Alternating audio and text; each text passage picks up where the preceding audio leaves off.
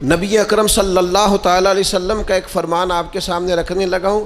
اس فرمان کے اندر سے جو روحانی چشمے پھوٹتے ہیں ذرا ان کا ذائقہ لینا ہے۔ ہماری روزمرہ کی زندگی کیسی ہونی چاہیے، نبی پاک کی سیرت ہمیں کیا فیضان دیتی ہے، اس پر ذرا غور کرنا چاہیے۔ نبی پاک علیہ الصلوۃ والسلام کا یہ فرمان مسند ابو یعلا میں دیگر کتب حدیث میں موجود ہے۔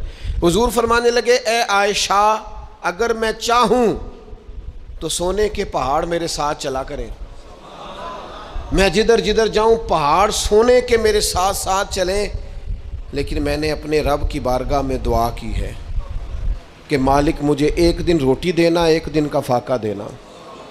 اے اللہ، میں چاہتا ہوں جس دن تو مجھے سیر ہو کے کھانا دے اس دن میں تیرا شکر ادا کروں، اور جس دن مجھے فاقہ ہو اس دن میں ہاتھ اٹھا کے رب کی بارگاہ میں دعا کروں۔ میں یہ چاہوں تو یہ پہاڑ سونے کے بنے میرے ساتھ چلے۔